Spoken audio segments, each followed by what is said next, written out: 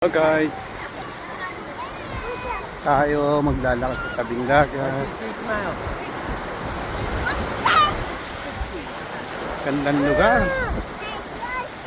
Yun yung barko namin, no? Pwede mo lang ngayon, eh. Malapit lang kami rito.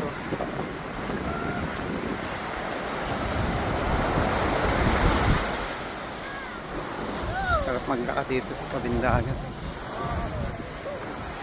Mamaya pa kasi ang alis namin dito 5 o'clock kaya nakalabas ako magkain. Guys, tingnan lang.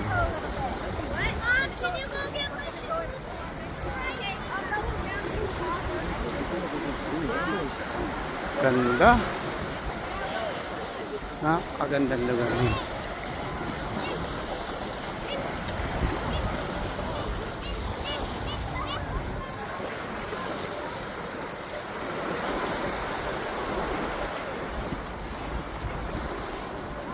Bundok.